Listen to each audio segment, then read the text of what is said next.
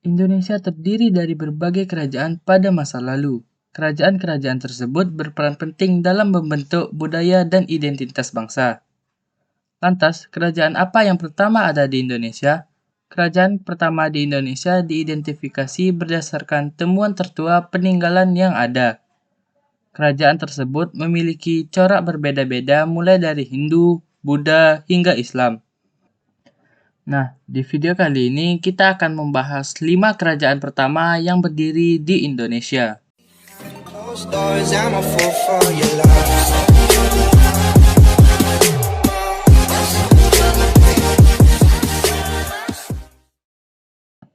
Nomor 1 ada Kerajaan Kutai.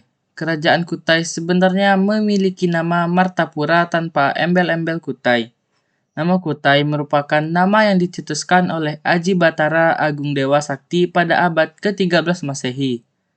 Kerajaan Martapura didirikan sekitar abad ke-4 Masehi di hulu Sungai Mahakam yaitu Muara Kaman. Pendiri dinasti Kerajaan Martapura adalah Asmawarman putra Kundungga. Nama ini ditunjukkan di kitab Salasilah Kutai. Selain itu, berdirinya Kerajaan Kutai dibuktikan oleh prasasti Kutai yang berwujud 7 buah tugu batu yang disebut Yupa. Prasasti berbahasa Sanskerta ini dikeluarkan oleh Raja Mulawarman sebagai tugu batu yang mendapatkan lembu kurban. Yang kedua ada Kerajaan Tarumanegara. Kerajaan Tarumanegara didirikan pada abad ke-6 Masehi terletak di antara Sungai Citarum dan Cisadane. Nama Tarumanegara diambil dari kata Taruma yang berhubungan dengan tarum yang berarti nila. Bukti keberadaan Kerajaan Tarumanegara adalah peninggalan Raja Purnawarman yang berupa prasasti-prasasti. Di antaranya ada prasasti Ciaruteun, prasasti Kebun Kopi, prasasti Tugu, prasasti Lebak, prasasti Pasir Awi, dan prasasti Muara Cianten. Tak hanya dari prasasti, informasi mengenai kerajaan ini juga bersumber dari berita musafir Cina bernama Fahian. Musafir ini datang pada tahun 414 Masehi dan membuat catatan mengenai kerajaan Taruna. Yang ketiga ada Kerajaan Sriwijaya. Kerajaan Sriwijaya berdiri pada abad ke-7 Masehi. Kerajaan ini berpusat di Palembang. Beberapa ada di Muara Takus dan Jambi dan pusatnya di dekat pantai dan di tepi Sungai Musi. Kerajaan Sriwijaya didirikan oleh Dapuntahyang Srijayanasa. Bukti keberadaan kerajaan ini adalah prasasti kedudukan bukit dan prasasti Talang Tua. Pada prasasti tersebut menjelaskan bahwa Dapuntahyang adalah raja pertama kerajaan Sriwijaya.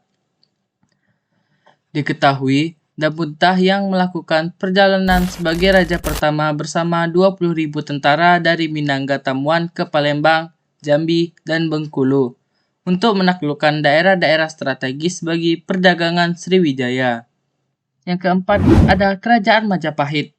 Dikutip dari lamaran Direktori Majapahit, Kerajaan Majapahit berdiri pada tahun 1293 dan menjadi kerajaan Hindu terbesar di Indonesia. Keberadaan Kerajaan Majapahit dibuktikan dalam prasasti Kudadu. Pada masa Kerajaan Majapahit berkembang dua agama yaitu Hindu dan Buddha. Dalam mengatur kehidupan beragama di masa itu, dibentuk badan atau pejabat yang disebut Dharmadhyakasa. Kerajaan Majapahit mengalami masa kejayaannya di abad ke-13 hingga 14 Masehi dan pemimpin pertama kali oleh Raden Wijaya yang juga merupakan pendiri kerajaan. Yang terakhir ada Kerajaan Samudra. Kerajaan Samudra Pasai adalah kerajaan bercorak Islam pertama di Indonesia yang terletak di pantai utara Aceh, tepatnya di muara Sungai Peusangan. Berdasarkan laman pemerintah Aceh, Kerajaan Samudra Pasai berdiri pada abad ke-13 oleh Marasilu. Kerajaan ini merupakan kerajaan besar yang menjadi pusat perdagangan dan perkembangan agama Islam.